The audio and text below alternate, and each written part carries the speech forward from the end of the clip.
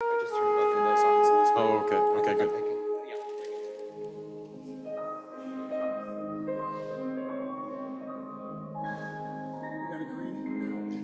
The other half of it was off. Test 1, 2, 3. 1, 2, 3. Testing 1, 2, 3. Testing. Let me go over here. Test 1, 2, 3. I think that's good, Paul. And you'll mute me. I don't have to do it myself. No, I'm still not clear on what channel. We don't need to use this. What? We don't need this.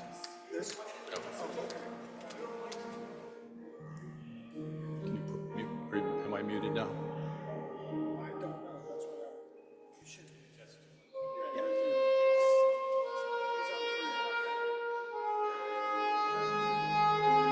So yeah, I'll unmute you.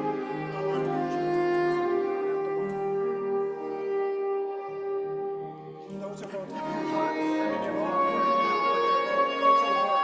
Those will both work. I just have them muted.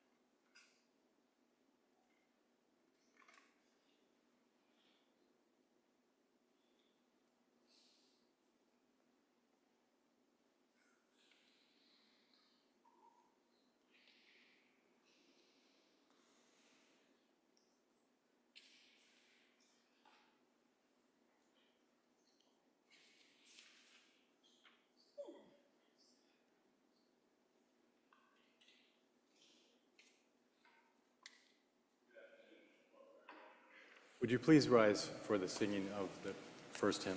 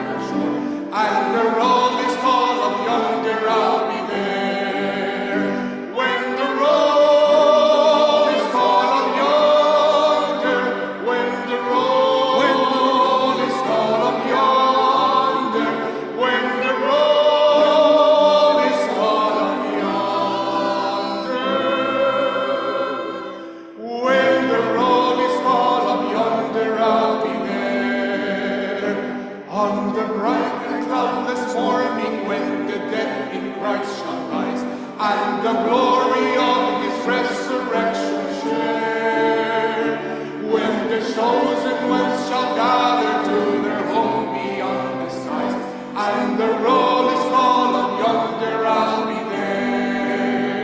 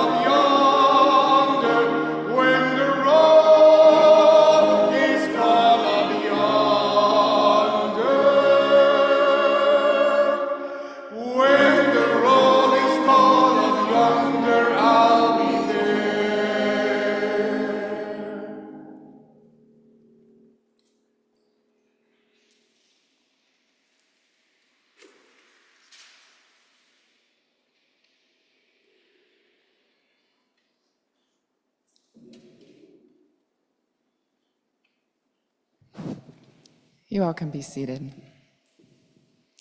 We pour the water to remind us that we all share in a common baptism that draws us together, even as we gather in sacred memory. God be with you. And also with you. Would you join me in a spirit of prayer? Gracious and loving God, you are our dwelling place from whom we come and to whom our spirits return. You are also a refuge and strength as we grieve our loss. Comfort us in this mourning process and turn our mourning into dancing as we remember and celebrate the life of our beloved sister and friend, Juliet Rose Skyers. Holy One, your love is abundant and overflowing and ever-flowing, and you have made clear that nothing in life or even in death can separate us from this great love. So lift our eyes and our hearts to see and feel the fullness of your love and grace. Inspire us to live fully into your love and to share it with others, remembering the example of Juliet, who did her best to do this, to share your love and presence with those around her. Amen.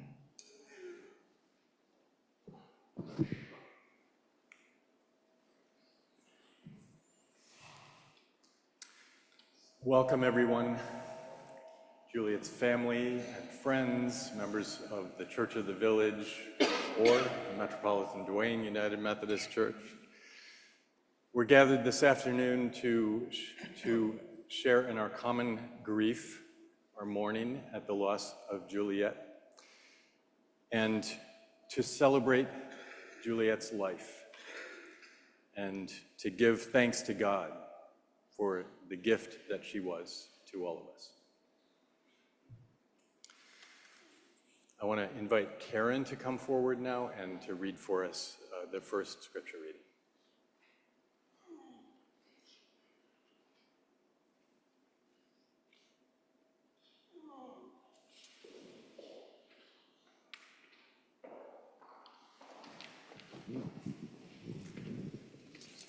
Yep, just hold it nice and close, and then everybody will be able to hear on Zoom. Actually, it's this one.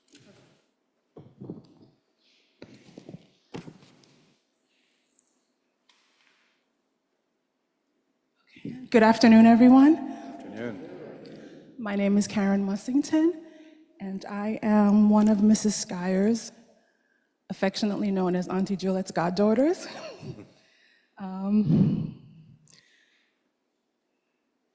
I will be reading the scripture, Psalm 121, verses 1 through 8. I lift up my eyes to the hills. From where will my help come? My help comes from the Lord, who made heaven and earth. God will not let your foot be moved. The one who keeps you will not slumber. The one that keeps Israel will neither slumber nor sleep. The Lord is your keeper. The Lord is your shade at your right hand.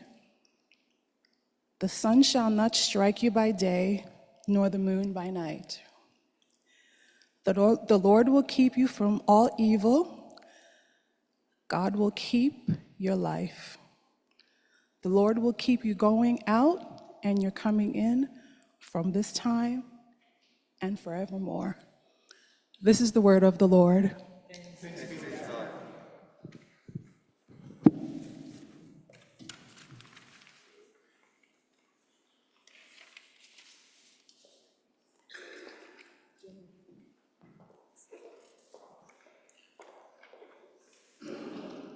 And invite us to stand for the hymn of praise.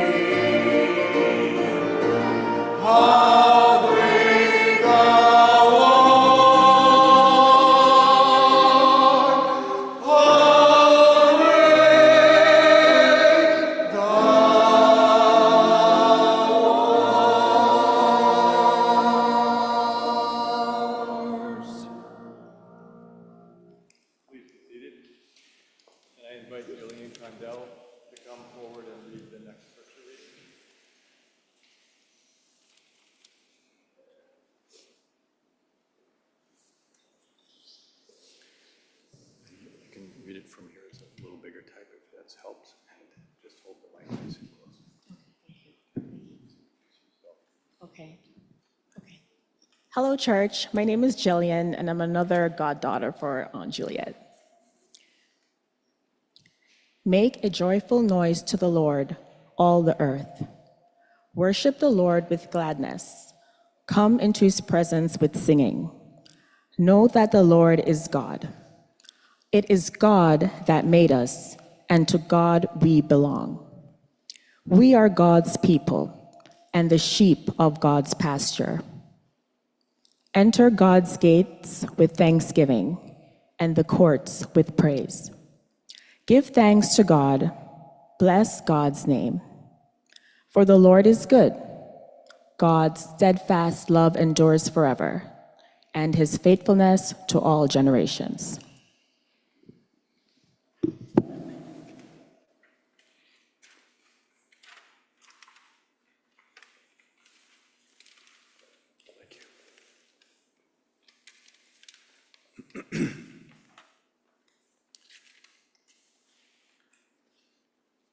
I and the Church of the Village join together with Juliet's whole family in mourning her loss.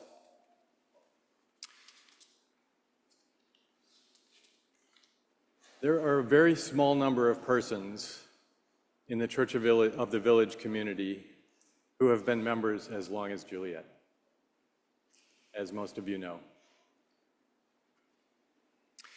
In just a few minutes, Gary Gordon will share a eulogy about Juliet's life, and I encourage you also to read the obituary that's printed in the bulletin, which was provided by Juliet's family. I'm going to focus my remarks, therefore, primarily on Juliet's relationship to faith and to the Methodist Church. I was going to say United Methodist Church, but she began in the Jamaican Methodist Church. And then, as you know, as a child and as a teenager, she grew up in the Methodist Church in Buff Bay, Jamaica. She and her family took their faith very seriously, and that meant that you had to be committed to be involved, and regular attendance at worship and Bible studies and all kinds of activities that the church was doing.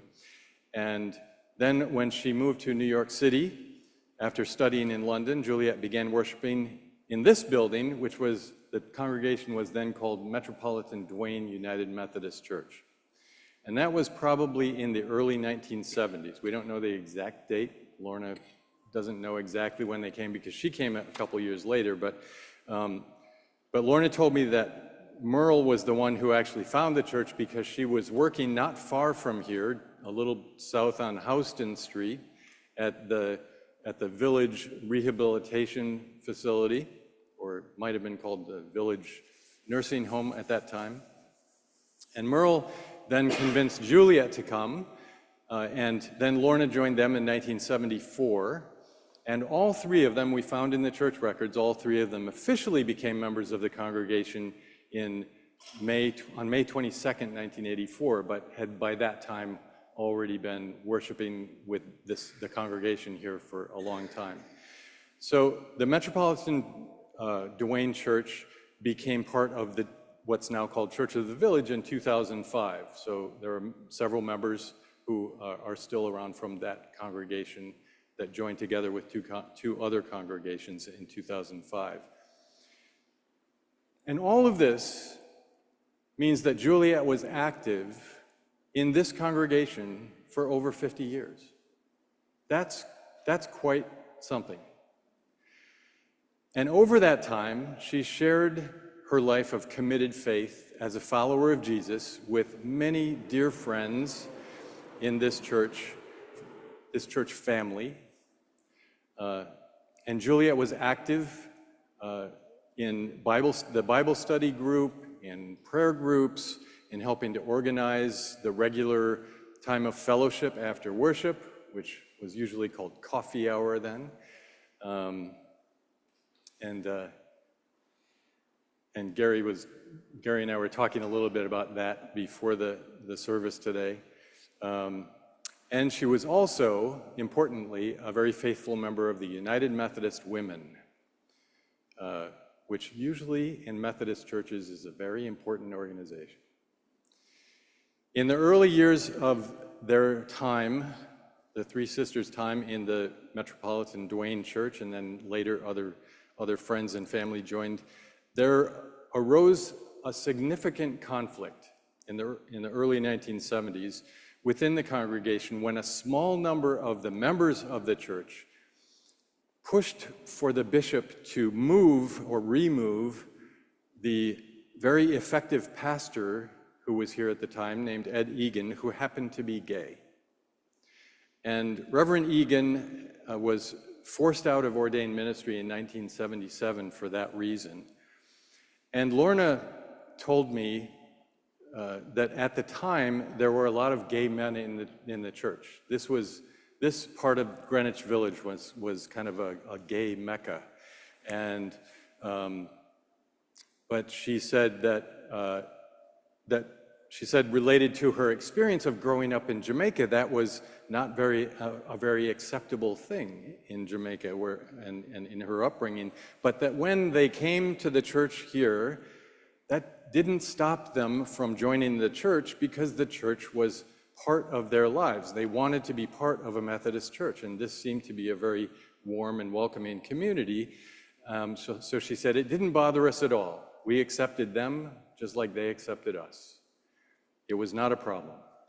And I admire that so much, to take a stance of accepting each person for who they are and who they were at the time. And that was at a time when that was a quite unpopular thing to do. Later, Juliet volunteered with Hope for Our Neighbors in Need, which was the emergency food program hosted by the Church of the Village for a long time. It's now called the Red Door Place. And it seems to me that Juliet's works of service and the fact that she chose nursing as her vocation are expressions of the ways that she tried to live out what it means to be a disciple, a follower of Jesus. At the same time, I can see, and I hope you could see also on the galleries of photos in the back and what you saw up on the screen as we were gathering for the service, how much you can see in Juliet's face, how much she loved life and got joy out of living.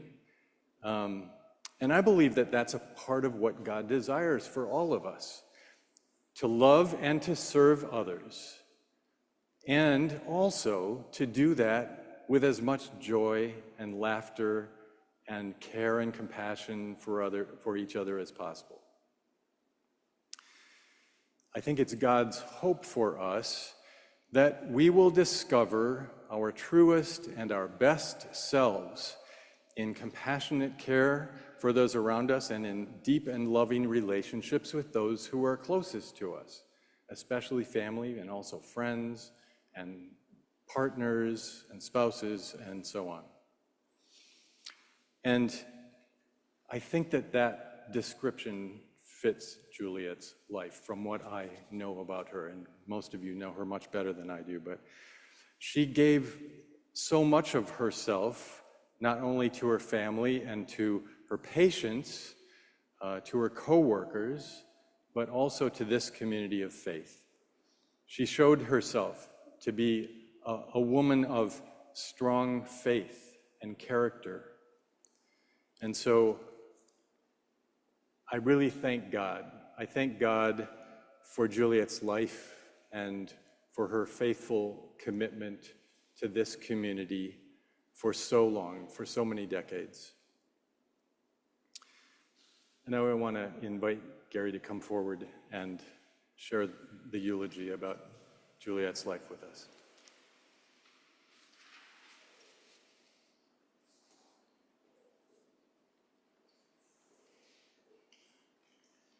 Good afternoon, family and friends. My name is Jerry Gordon. I'm Juliet's first. Oh, I need a mic. I'm sorry. So in that way, everybody online will hear you. Testing, 1, 2, 3. Can you hear me? Okay. So I'm Gary Gordon, Juliet's first nephew. As Pastor Wells just said, she was a woman of faith. So before I read the obituary, I would like to make some personal remarks. These are very personal. I won't be very long. Brave, she was brave. A risk taker, forward thinker. She was savvy financially, a world traveler. And I wouldn't owe her justice by going through it. So I'm going to go through some very brief remarks by decades. And these are personal experience.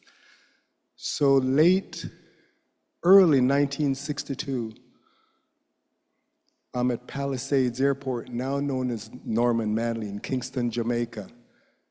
She's getting on a plane, and from speaking to her, I would ask her, why were you going to England? I'm not sure when the British government started this program, but maybe in the 40s, by the 60s, she knew that there was a program that the British government, because Jamaica is a Commonwealth of England, they had a program where they would recruit teenagers, men and women from the islands then, to come to England to study nursing. And she said she heard about this program and she applied and she was accepted. She said she was on the last plane. Can you guys hear me okay? Yes. She was on the last plane to get there. I'm thinking that she had a deadline and she had to check in by a certain date.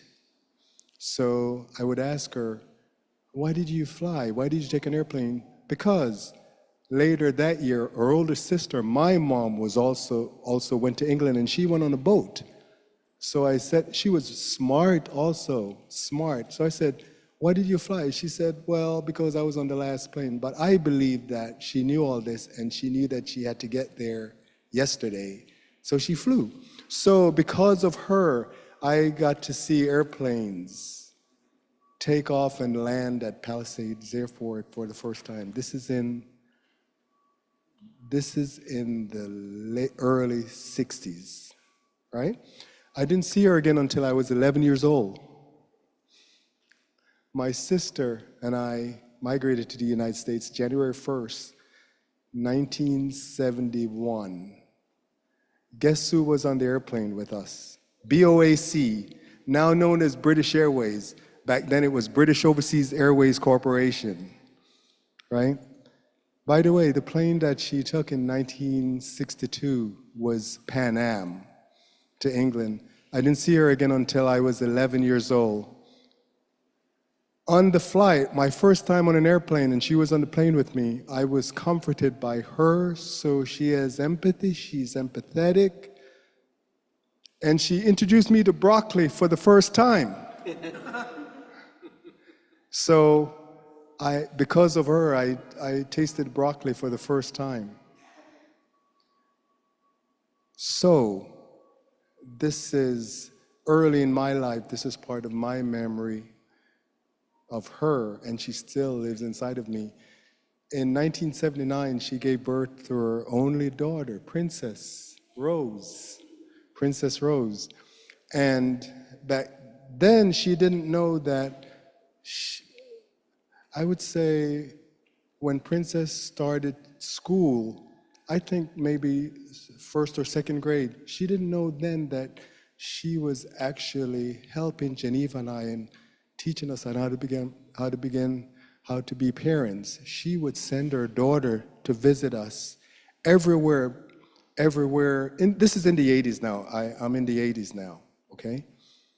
Everywhere that we've been in the world. Panama City, Florida, Princess might have been 6 or 7. So as soon as Princess was out of school, she was with Geneva and I. So she was helping us to become parents. This is 86, probably. Princess was probably 6 or 7 then. 86 because Geneve gave birth to our first daughter in 1985, Tiara. So she had given us, she started, and Princess was 6, and we had to take care of her. She sent her in, school was out by in May or June. I'm looking on this side. Maybe I should move to this side now, right? So she would send Princess, Panama City, Florida, when Princess was 6. Geneve and I was learning to become parents. She helped us. This is the 80s.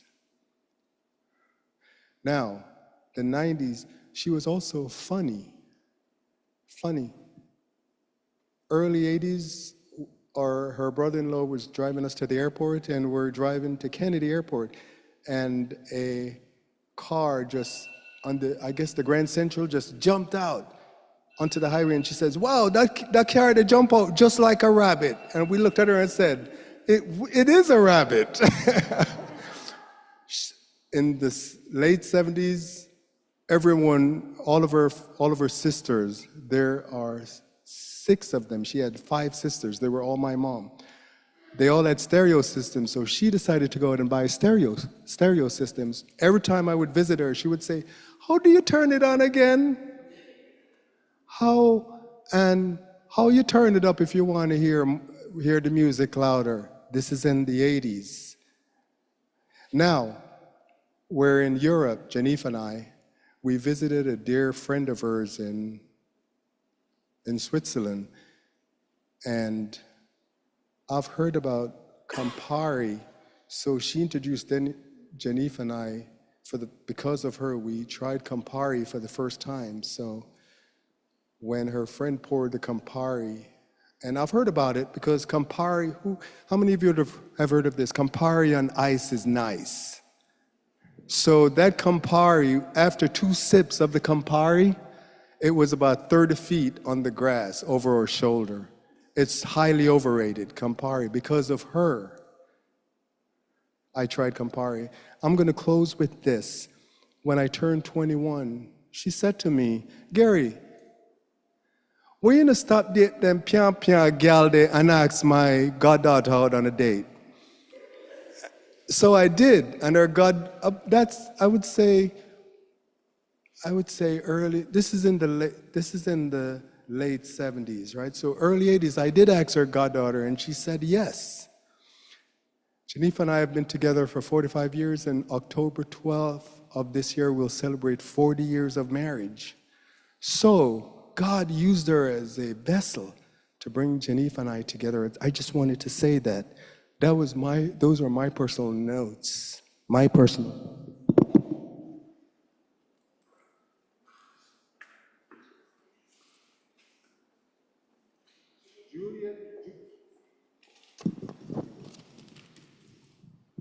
Juliet Rose Skyers was born on June 6, 1940 in Buff Bay, Portland, Jamaica. She was the 3rd child of Aaron and Princess Skyers.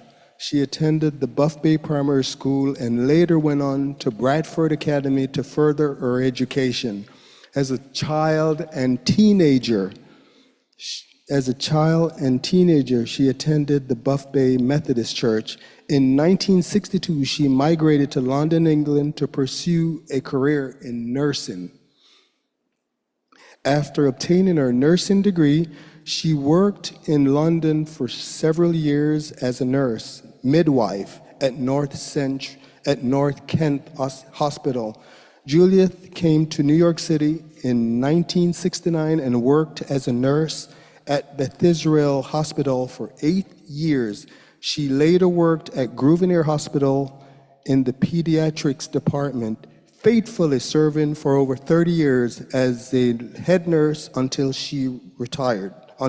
her retirement. Juliet was kind, compassionate, fun-loving person. She enjoyed traveling, dancing, and socializing with family and friends. Juliet was actively involved with the Friends of West Portland, an organization created to improve her hometown in Jamaica. Juliet has mentored, inspired, and supported many to pursue higher education and advance their careers.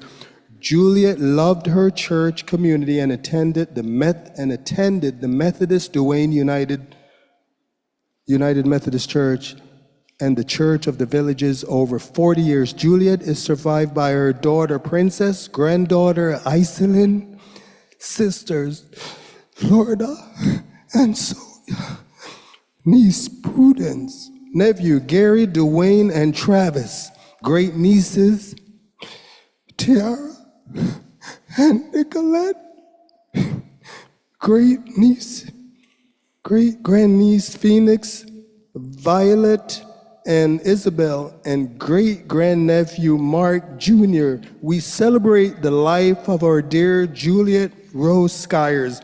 Let us be comforted knowing that she was truly blessed and is now at rest. Before I go, I just want to say a few more things. She was in a sisterhood of nurses, and a few of them are here today. Her traveling partner, she was a world traveler. She had visited every single English-speaking Caribbean island. She had traveled to every single Western European country, and this is in the 70s. Thank you. Thank you.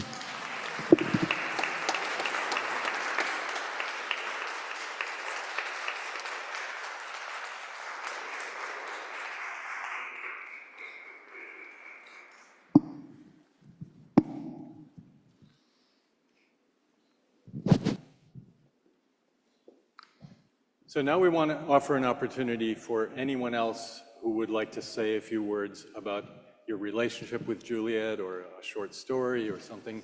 Try to keep it brief so we can allow as many people as possible to speak. And I want to invite first anyone from the family who would like to say something. And we'll bring the mic to you. You don't have to come up here.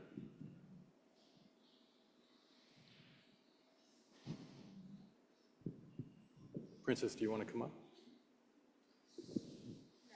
Okay, okay.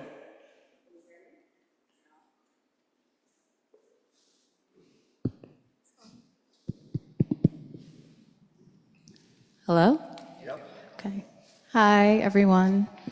I'll stand. My name is Princess Rose Skyers. I did not plan anything to necessarily say because everyone mourns differently, and mine is a bit more internal. But I just want to thank you guys so much for coming, because I know how much you love my mother and how much she loved this church. And I'll just say a little bit, because I grew up in this church. I was pretty much born in this church. And at the time, the pastor was Pastor Ishii.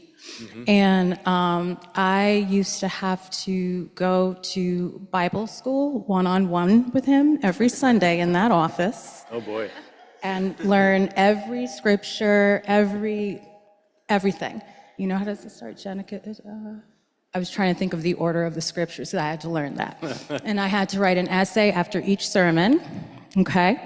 And then when I was 12, I got confirmed, and I made a presentation in front of the entire church about the Bible, what it taught me, what it teaches us as a church, as a community, and how to love God and to love each other in the way that God has taught us to.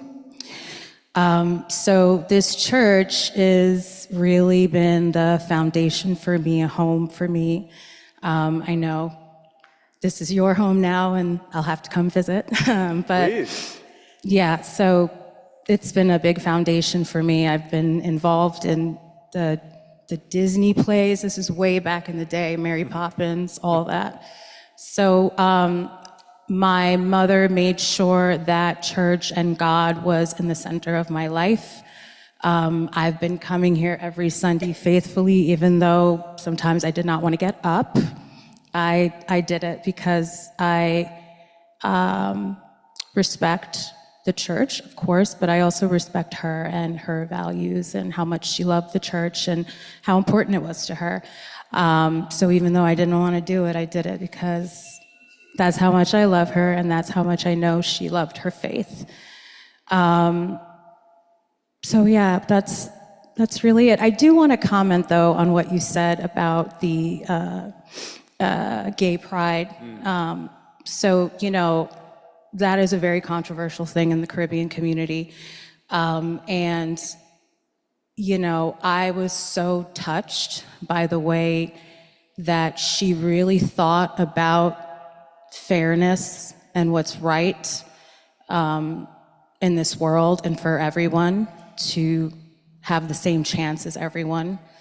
And she and Auntie Merle and Auntie Esme, they marched in that gay pride parade. Yes, they did, with our pastor, with, you know, all of the community, all races, you know, all ages and backgrounds. And it was really beautiful because no matter what she really thought or understood about the whole concept, she knew that everyone deserved to be loved and to deserve to be loved just as God loved everyone.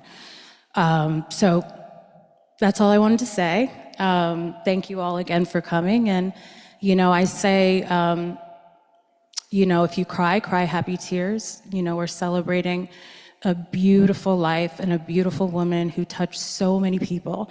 So for me, you know, I can't cry in a way.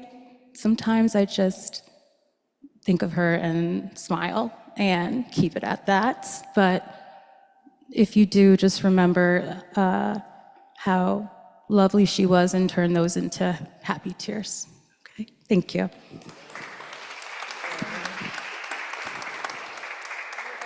We can bring the mic to you if there's anyone who'd like to share.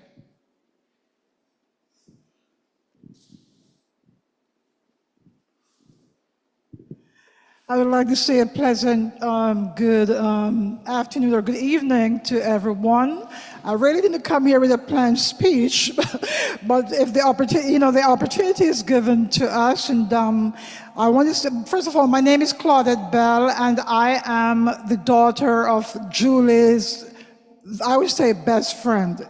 And so I couldn't sit in my seat hearing the opportunity being given for us to come up and to say something. My mother's name was Mary Dixon Hart, and she and Julie were nurses together in England for many years, and they migrated here, and their friendship was very, very strong. I remember that my mother was very supportive of Julie. They were very supportive of each other. And also I was in the middle. Julie, over the years, when my mother passed away, unfortunately, 24 years now, I remember Julie always called me and encouraged me. She was very good with, if you know Julie very closely, she was very good at finances, and she used to encourage me how to, invest my money and so forth. So it's very, very hard, at times like this, to think of someone that who has supported you and very closely, and to think that they're no longer in any part of the world for you to call or for them to call you. So really my condolence goes out to Julie's family, who, Julie's from a very noble Jamaican family. And so I have received support from them. Esme, Sonia, I was very close to. But I just want to, extend my condolences to the family. I'll pray for you that the Lord will continue to comfort you. And Esme will be in touch. Thank you so much. Okay. Thank you.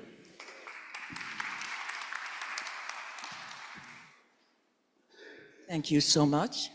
I would be amiss if I came here this afternoon and I did not say something about my schoolmate and my friend. My name is Pauline Irving, née Minot, Polly Minot. Juliet and myself met at Bradford Academy in 1956-57. I was a little country bumpkin girl of 11 years of age, I used to ride a bicycle from Rose Hill down to Buff Bay. And the other kids were teasers. They used to tease me. And I was very uncomfortable in the situation at school, but Juliet took me under her wings. And she certainly was a good friend to me. Over the years, she extended her kindness, she extended her graces to me. She taught me, don't worry about them, I'll teach you how to crochet. And so she taught me how to crochet, and we, we grew up together. In fact, the trip that she made to England, she said to me, Polly, let you and I go to England and learn to be nurses. My father said, I don't know where two teenage girls like you're going. She can go, but you're not going. And so there it was. But over the years, we have kept in touch. I was in Jamaica completing my teacher training college while she was in England and she came to the United States. I finally came to the United States. I must say that she is the godmother of my firstborn son, Anthony Irving. And actually, she had given him a name. His name should have been Garth Dwight Irving, and that name went to the third child, good, the third son. But anyway, over the years, we have kept in touch. When she came into Jamaica, we always visited with each other, and as I came into this country, I visited her. And we belong to the same group, Friends of West Portland, being from the town of Buff Bay, and wanted to do something for the improvement of our community. As the years went by and she got sick, I called her on the phone, yes, and we always promised to visit. But it so happened that I didn't visit. But I remember her fondly. I remember the days that I was at her home, she would come up to the country and she would get fruits, and I remember her specifically for her defense of me and the love she showed. I want to express my condolences to the sisters and to her daughter and her nephew and nieces, because I knew them well when they were young. Now that I'm older, young people, you get old and they get to their peak. So sometimes they don't remember. But sincere condolences to you, and I continue to pray for the comfort that only God can give in these times of grief.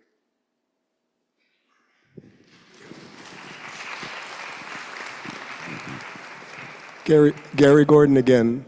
I did say she was funny. I did tell you that, but I didn't tell you the story. At her retirement party, the chief of surgery at Grosvenor Hospital, he was telling a story that a mom came in with a 3-year-old and he had something stuck in his nose. They didn't know what it was. They knew that it was a foreign object. So she said, oh no, hold on a minute. She went to her locker, got a little package of black pepper, sprinkled it in her hand, and put it on his nose, and he sneezed, and a marble rolled out.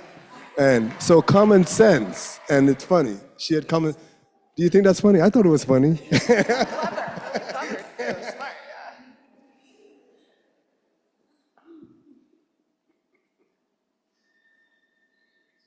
Good afternoon, everyone. My name is Dolores. Everybody know me as Deli Mullins. I won't repeat what everybody said. We are all from Buff Bay.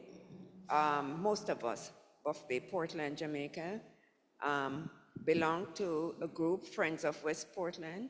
She was a very, very generous person. She was one of the main organizers when we have events. She was the treasurer. she was funny.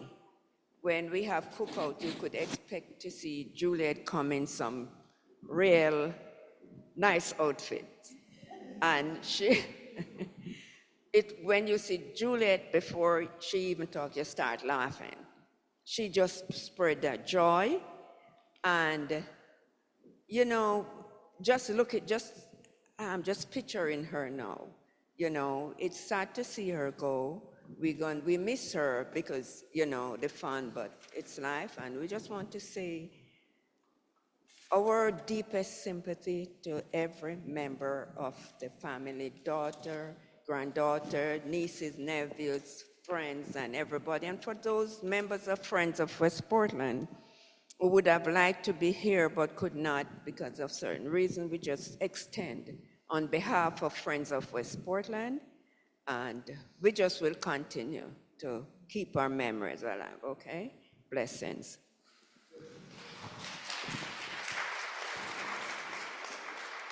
Good afternoon, everyone. I'm Samantha, Aunt Esme's goddaughter. This is my mom, Genevieve Brown. She is well known to the whole sisters way back. For Auntie Juliet, it really moves me because, as you know, Esme Skies is my goddaughter. If she scolds me, and Auntie Juliet knows, she says, come over. And I go over, and then she will give me a little soul spirit to make me feel better. And then afterwards, Auntie Juliet's phone would ring, and then she says, Esme, she's here. Why is she over there? Okay, I'm here because Auntie Juliet called me, and we're just having a conversation. Let me tell you, all the sisters are close, but you see those two, Auntie Juliet and Aunt Esme, it's a bond, it's a group where a group is more than 3, but those 2 is more than a group because one will scold you, the other will confine you. And then both of them, I can remember always, they're in my skin with nursing because everybody's in healthcare. Come out of that, do nursing. And let me tell you, I'm gonna miss her so much. My condolences to all the family, but she's a blessing in disguise. And who is left? Auntie Sonia and Auntie Esme. The sisters, they are a bundle of joy to the whole world. My down.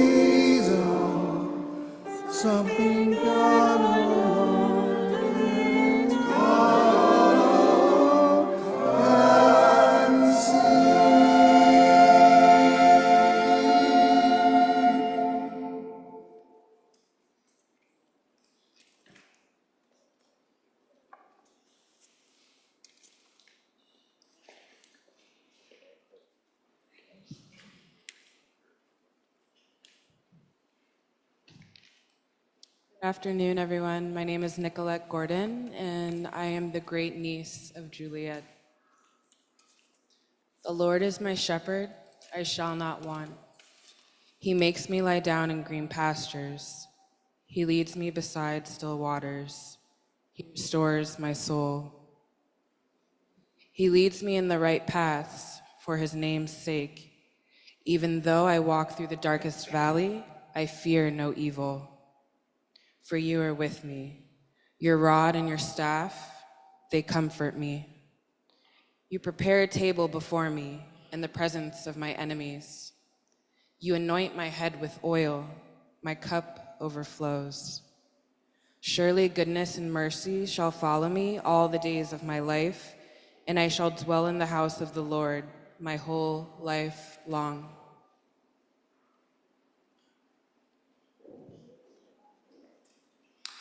Friends, let us stand for the singing of the hymn.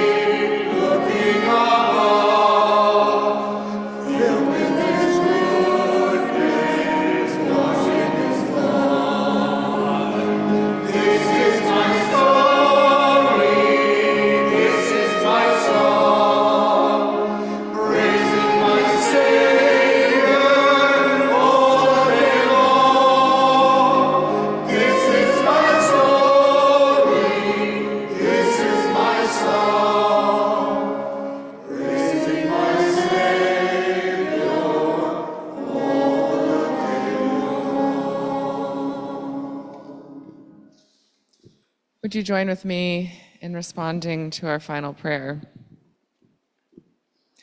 For the many ways that Juliet Skyers brightened and inspired our lives, we give you thanks, O God. Because we know that you have received her into your extravagant, unbounded love and mercy, we give you thanks, O God. Because she is a sheep of your own fold, a lamb of your own flock, a soul of your own redeeming. We give you thanks, O God. Loving God, help us to serve you in this world as Juliet did, so that we too may enter into your joy in the life to come. Into your loving hands we commend your beloved daughter. Amen. You may be seated. I want to let you know invites everyone in attendance here to join them in the gymnasium following the service for a repast. That is out this door in the front of the sanctuary and then down to the bottom level, either by the stairs or by the elevator to the basement. And also please note on page 6 of your bulletin the information about making a donation in memory of Juliet. And let's draw our spirits together. Beloved, may faith, hope, and love go with each of us from this place. May all that was good and loving and joyful in Juliet live on in you. May we strive to continue her example of giving herself in love and compassion for others. Go in peace.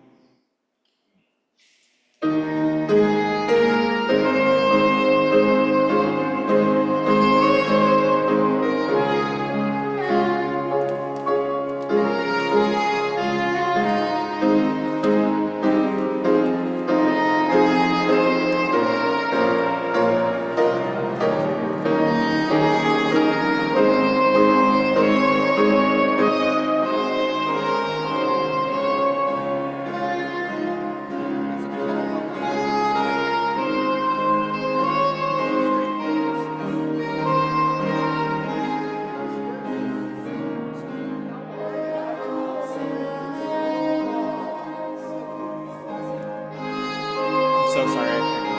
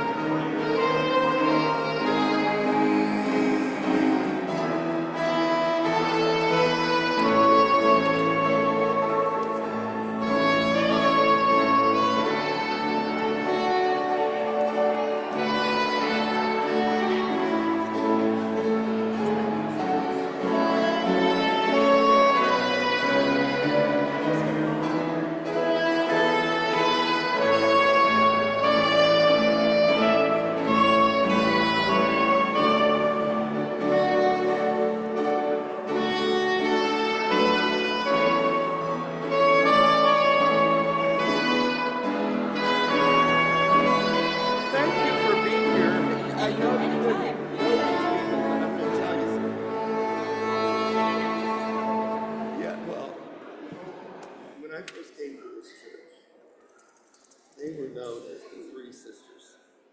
Oh, that's so lovely. I love them. That's so nice. They were. Thank you, lovely choir. Good job. I was telling her, when I came to this church, they were known as the Three Sisters. Yeah, it's like the Three Kings. What, you know, it's the Three Sisters. If you were a friend, or if you knew, or if you were lucky enough to marry one of the Three Sisters, you were a top drawer person.